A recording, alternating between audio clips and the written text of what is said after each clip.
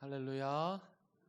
예, 2020년 새해 하나님께서 우리에게 또 선물로 주셨습니다. 참 감사합니다. 우리 옆에 있는 분들에게도 축복하시겠습니다. 새해 하나님의 은혜 축복 많이 받으시기 바랍니다. 함께 인사하시겠습니다.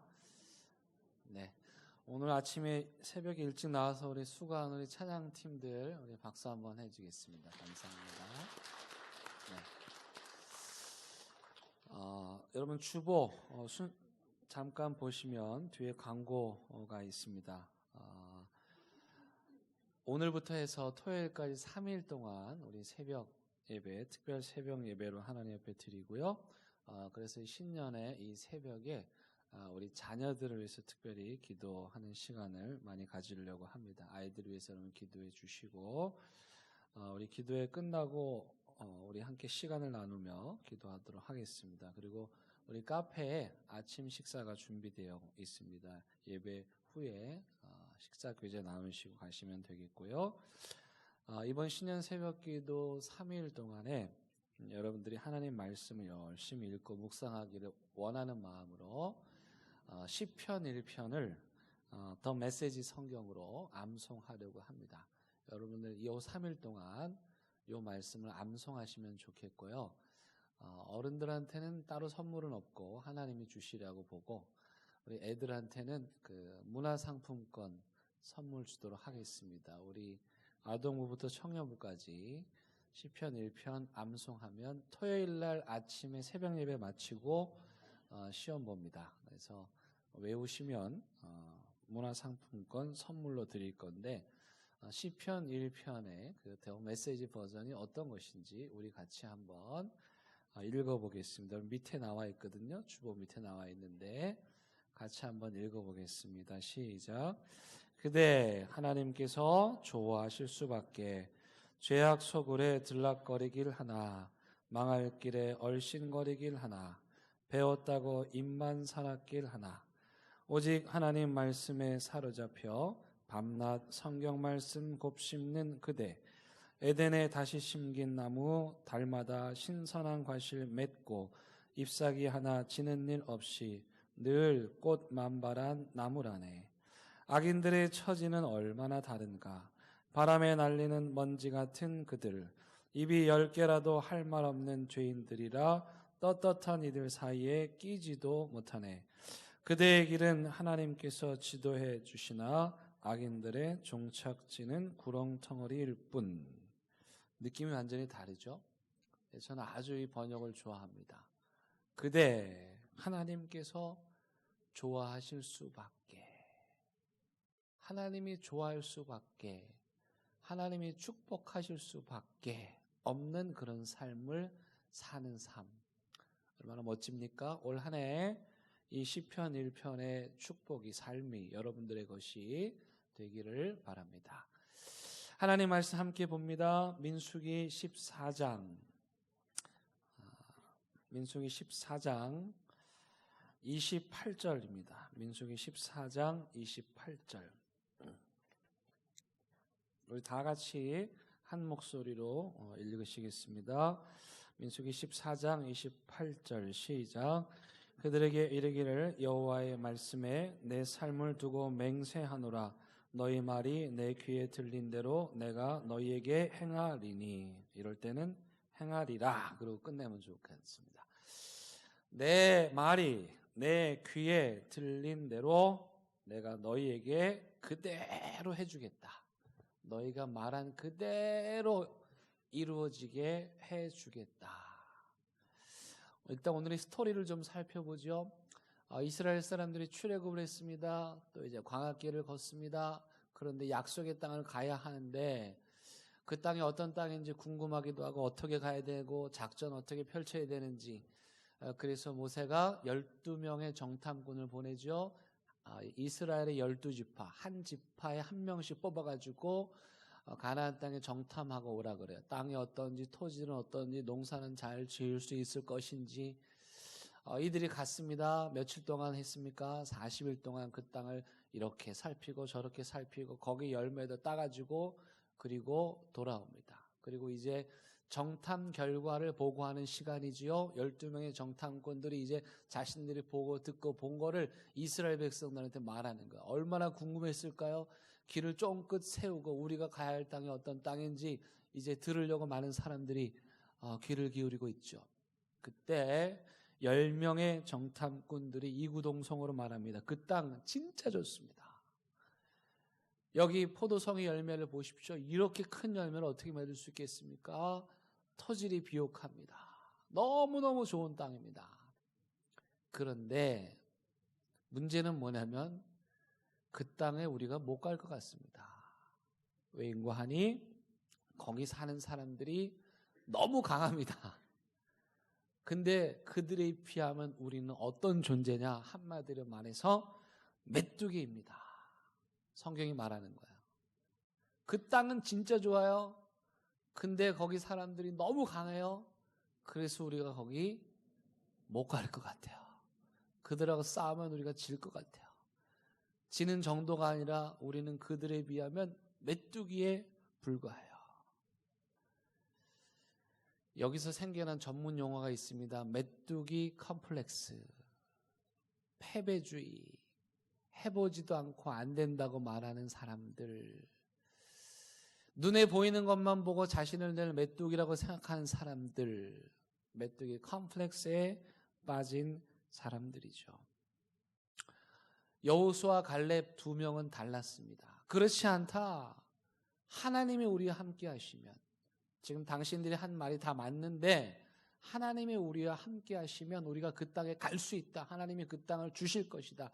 그 땅 약속하셨다. 말했다가 돌 맞아 죽을 뻔했습니다. 이 여호수아 갈렙이 옷을 찢으면서 얘기해도 사람들이 듣지 않았어요. 더 충격적인 건 뭐냐면, 여러분, 이 이스라엘 백성들이 눈으로 본 거 아니죠? 말로 들었어요. 그래도 지금 10대 1은 아니었으니까 이 두 사람의 의견도 생각할 법한데 그렇지 않고요.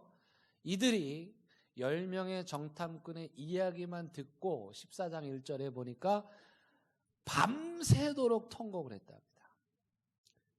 가나안의 상황을 듣기만 하고 들은 것만 갖고 아이고 어떻게 하나 걱정을 할 수 있잖아요. 그렇죠? 근데 그걸 넘어서서 세상에 밤새도록 통곡의 눈물을 흘린 거예요. 그러더니 그 다음날 어떻게 합니까? 모세를 원망합니다. 아론을 원망합니다. 그리고 새로 지도자 뽑자. 저 인간들 믿으면 안 되겠다. 그래서 새로운 지도자를 뽑아서 다시 애굽으로 돌아가자. 근본을 뒤집어 엎는 거예요. 지금 정탐 한번 하고 왔는데 그들이 출애굽한 근본적 이유 자체를 뒤집어 버리는, 즉 하나님의 구원 역사를 뒤집어 버리는 그런 일을 하겠다고 지금 말하고 있는 겁니다. 하나님이 그 말을 듣고 너무너무 화가 나시고 분노하셔서 이렇게 말씀하시되 니들이 어떻게 나한테 이럴 수가 있느냐. 내가 너희들한테 한 게 있는데, 그러면서 하나님이 세셨나 봐요. 10번이나 너희들 출애굽하고 지금 10번째 똑같이 나를 이렇게 실망시키고 있다. 내가 이쯤에서 끝내려다. 그래서 내가 너희들을 다 쓸어버리겠다. 그때 모세가 다행히 중재를 합니다. 하나님 그러시면 안 됩니다. 기도하고 간구하고. 그래서 하나님의 화를 겨우겨우 참으시고, 알았다. 내가 지금 당장 형벌 내리는 것은 내가 하지 않겠다. 그런데 지금 그 사람들이 한 말 그대로, 죽겠다고 말한 그대로, 패배하겠다고 말한 그대로, 안 된다고 말하겠다고 한 말 그대로 내가 이루어 주겠다. 여호수아 갈렙 됩니다. 갈 수 있습니다. 하나님이 도우십니다. 할 수 있습니다. 말한 그대로 내가 똑같이 이루어 주겠다. 여러분, 이걸 신학적으로 뭐라고 말하면 하나님의 방임이라는 거예요. 로마서 1장에 보면 인간들이 돌아오라 해도 안 돌아오니까 하나님이 그냥 그 마음, 그 죄악된 마음, 상실한 마음대로 내버려 두사, 그래 니들 마음대로 해. 안 된다고 말했니? 못한다고 말했니? 메뚜기라고 말했니? 그럼 너희들이 말한 그대로 내가 이루어줄게. 좀 너무하지 않습니까, 여러분? 말 한 번 잘못했다고 하나님이. 그래도 하나님이신데 그 말 한 번 잘못했다고 네 말 그대로 이루어져서 너는 광야에서 죽을 거다. 그 말 그대로 불평한 그 사람들 광야에서 다 죽는 거예요. 하나님 너무하신 거 아닙니까? 근데 그게 그렇지 않습니다. 여러분 잘 생각해 보세요.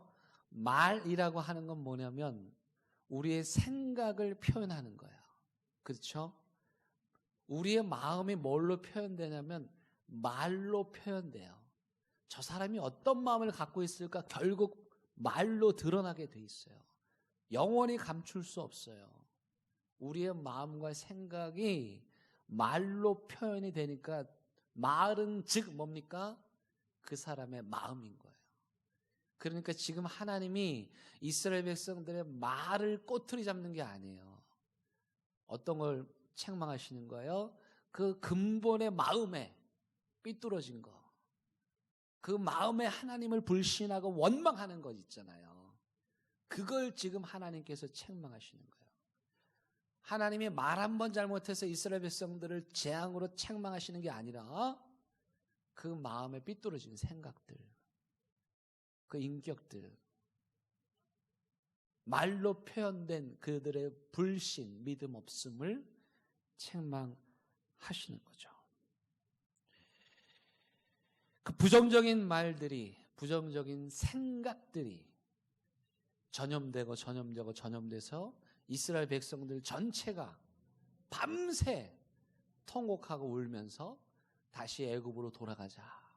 두려움과 공포로 몰아넣은 거죠. 여러분 말이요. 그래서 정말 중요합니다.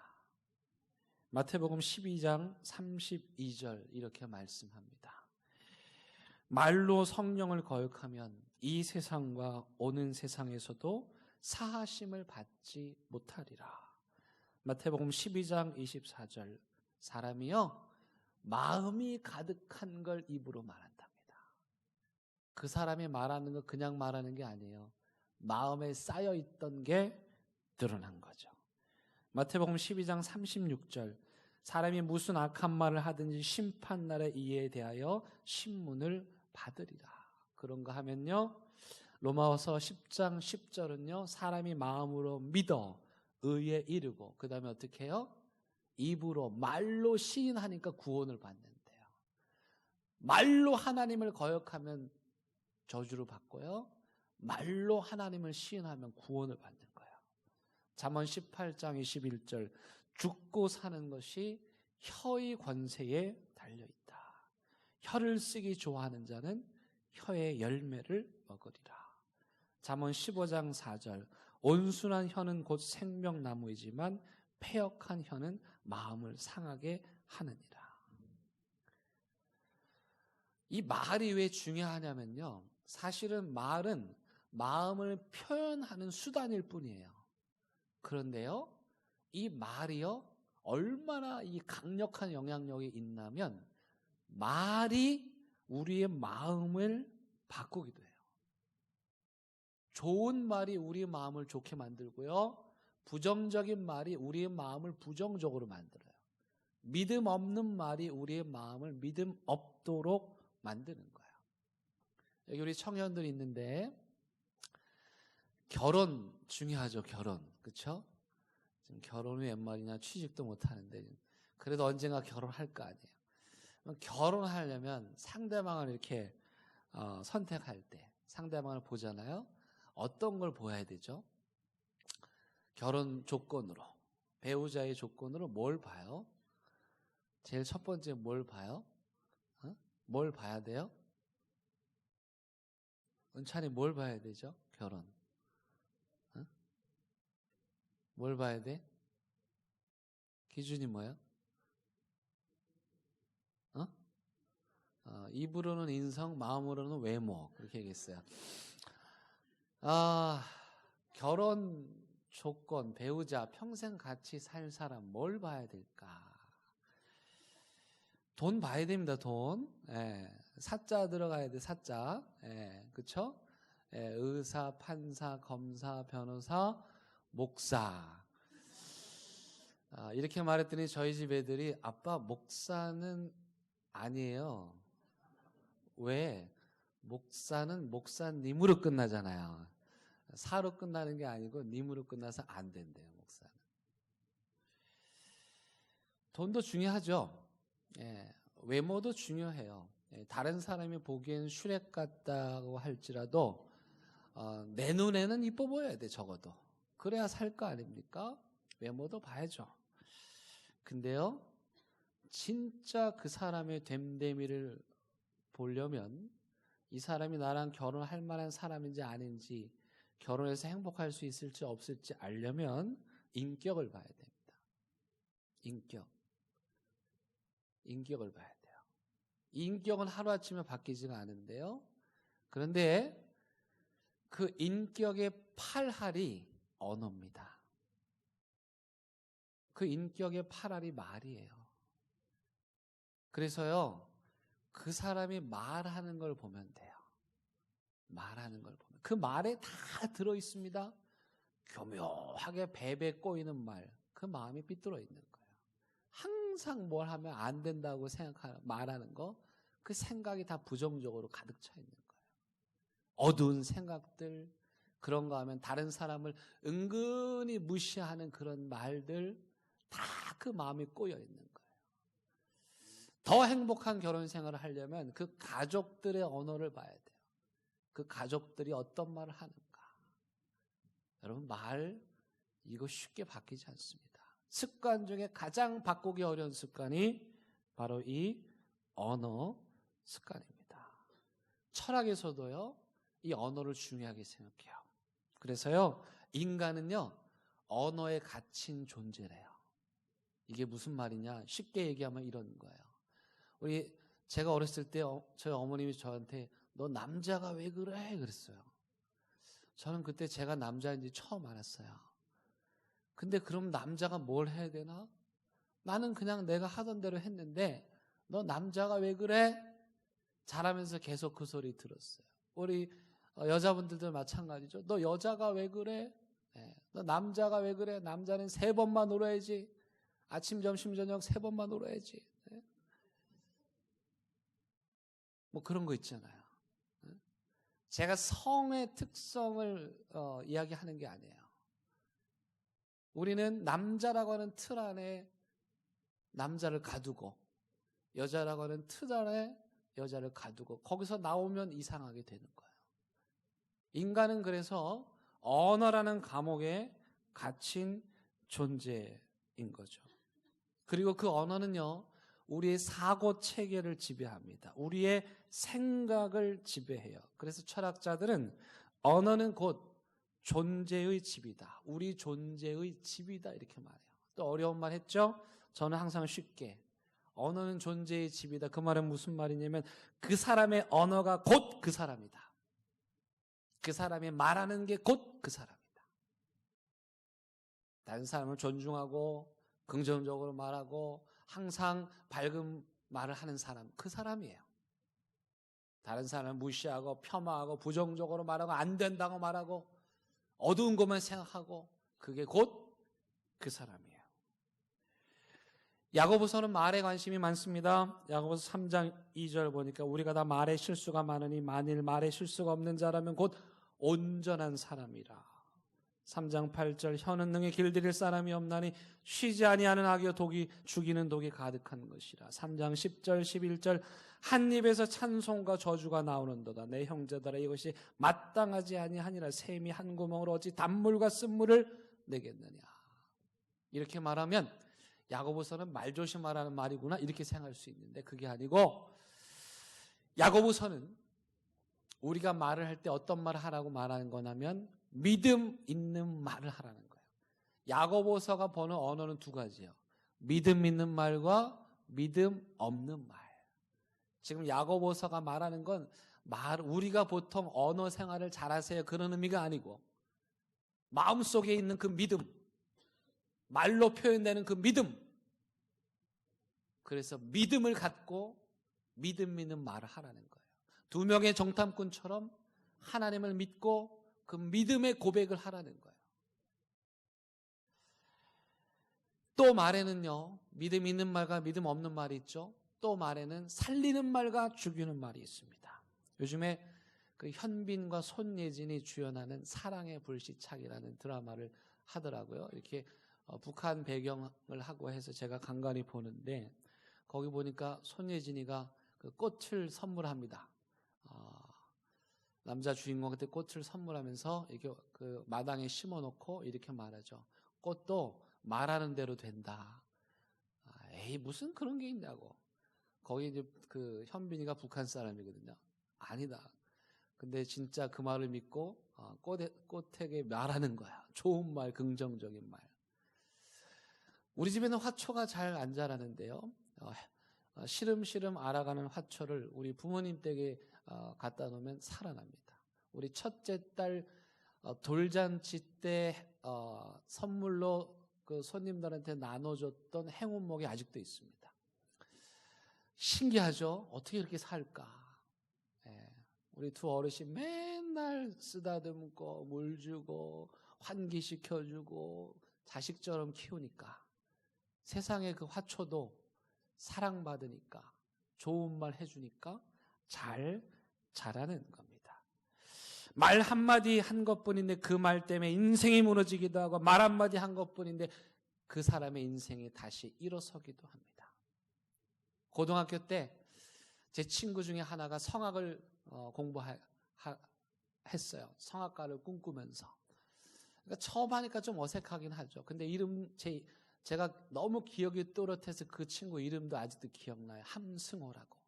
음악 시험 시간이 됐습니다. 제가 성악을 하니까 진짜 실력 발휘를 하겠구나.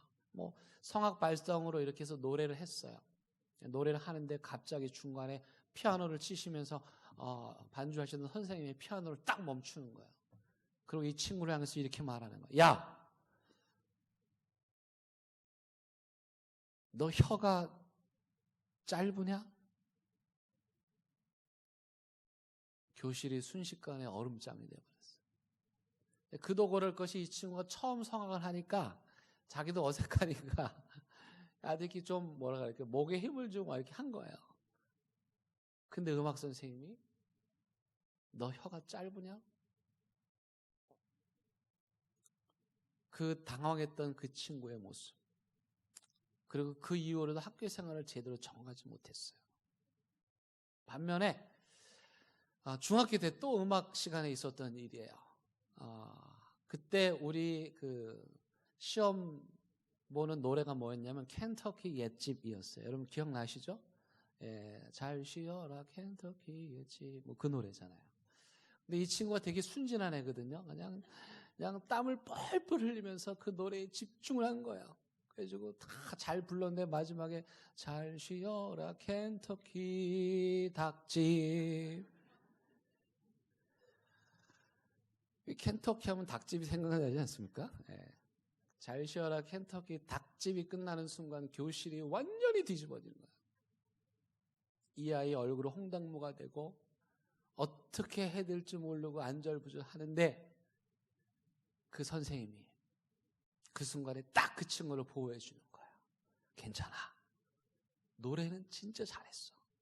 가사 좀 틀릴 수도 있지 뭐. 그랬더니 그 내성적인 아이가 이내 얼굴이 밝아지고 마음이 편안해지고. 야, 너 혀가 짧으냐? 그 한마디로 한 사람의 인생이 주저앉았어요.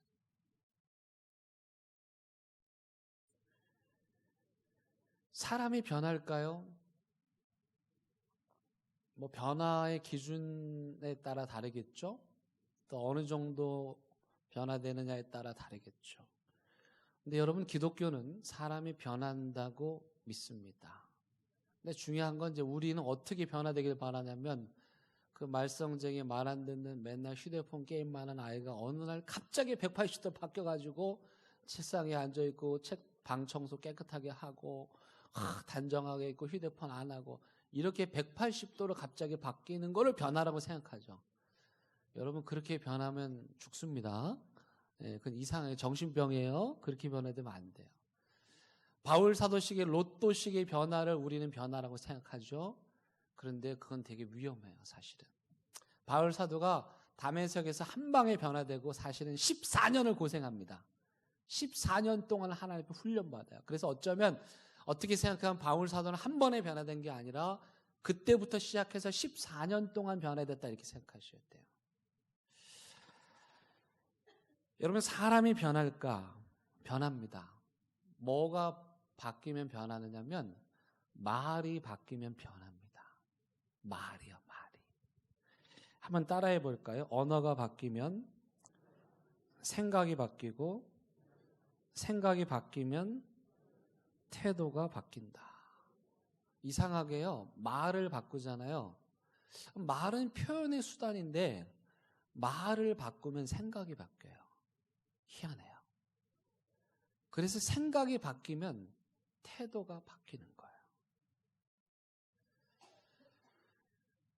언어가 중요합니다. 여러분 기도하는 거 보면 제가 알아요. 기도의 어휘들, 늘 쓰는 상투적인 어휘들 변화되지 않아요.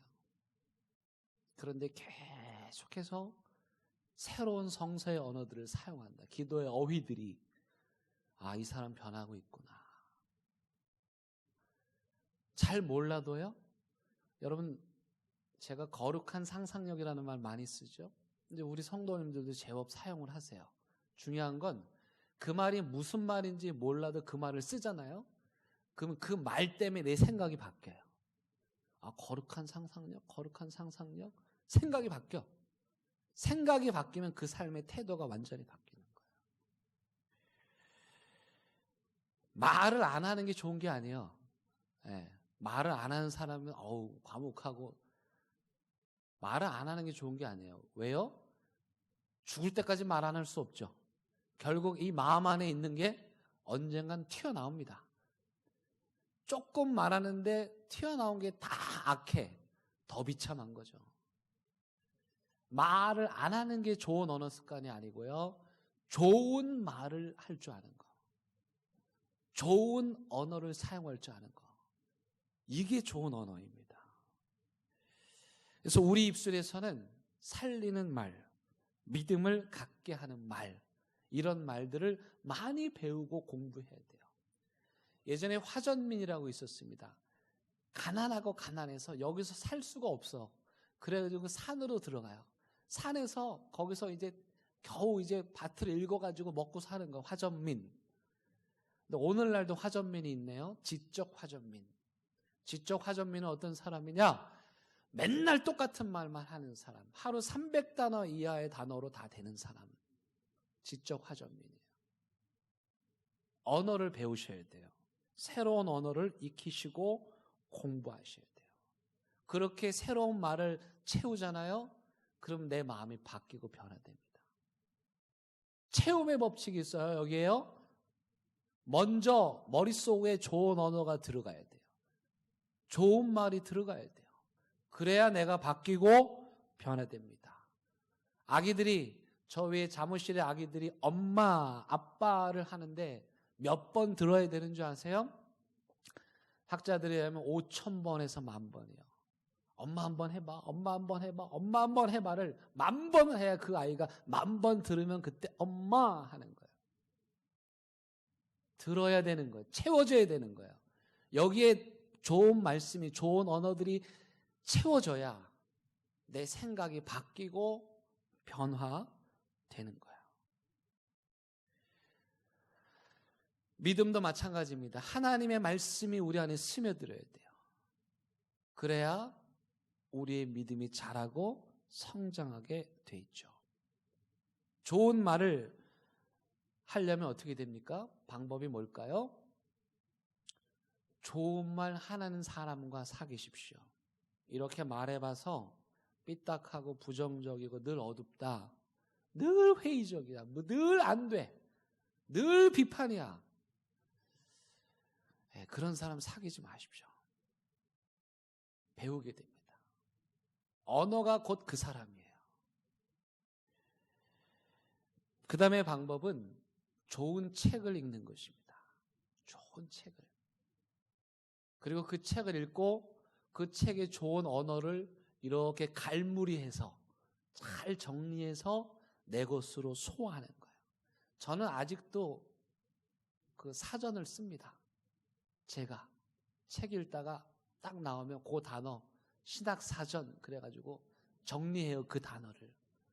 좋은 책은 맨 뒤에 그 책의 키워드를 정리해 놓습니다. 좋은 언어를 익혀야 돼요. 새로운 좋은 언어를 계속해서 익히면 내 생각이 바뀌게 되는 거예요. 맨날 똑같은 말, 맨날 그 타령. 그 사람의 생각, 마음의 수준이 그냥 거기에 있는 거예요. 그런데 가장 좋은 언어는 뭔지 아십니까? 성경의 언어입니다. 그래서 여러분 성경을 읽으셔야 돼요. 우리 청년들, 우리 청소년 친구들, 아동부 친구들 성경 읽어야 돼요. 오디오 바이블 들으셔야 돼요.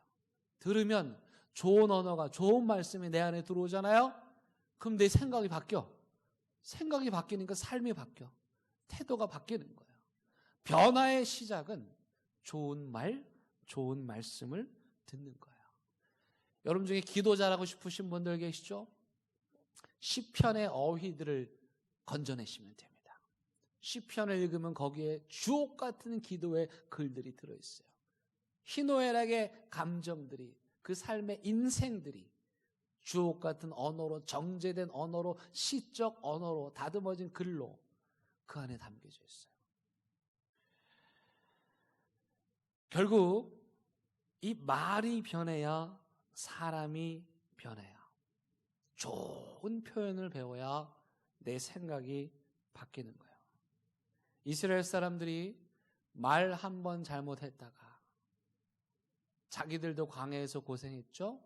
자기들 고생하는 건 괜찮아요. 믿음 없는 부모 때문에 자녀들도 40년 동안 광야에서 고생했습니다. 기독교는 시작부터 말의 종교입니다. 태초에 하나님께서 뭘로요?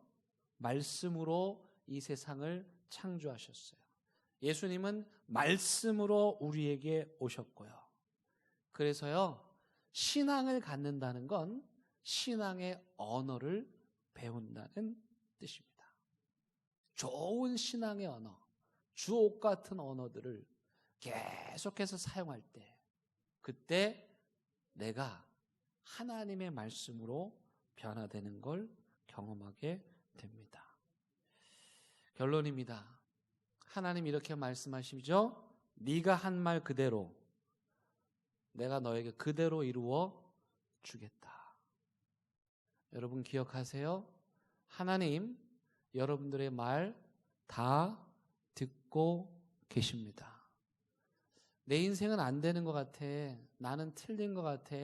이생망이야. 흙수저야. 그대로 됩니다.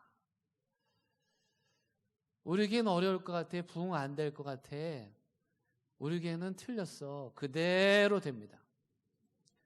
우리 집은 안 되는 것 같아. 우리 가정은 그냥 이렇게 사는 것 같아. 그대로 됩니다.